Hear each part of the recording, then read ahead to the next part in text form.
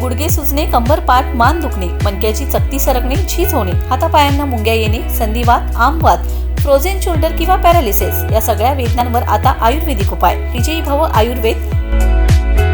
गुडघे व मणक्यांच्या विकारावर विशेष आयुर्वेदिक उपचार केंद्र. नेवरी, तालुका कडेगाव, जिल्हा सांगली. पुणे त्रिमूर्ती चौक, धनकवडी. मुंबई दादर पश्चिम. आजच संपर्क करा.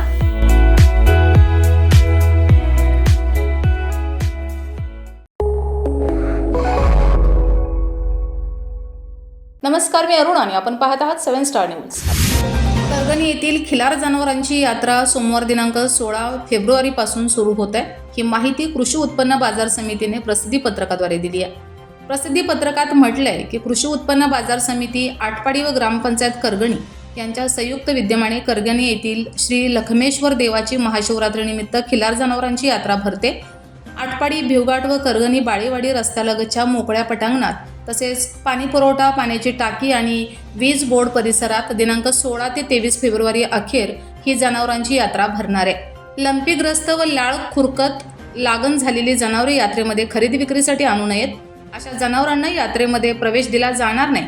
सर्व शेतकऱ्यांनी व व्यापारी, दलाल यांनी सर्व नियमांचे पालन करून बाजार सुव्यवस्थित पार पाडण्यासाठी प्रशासनास सहकार्य करावे.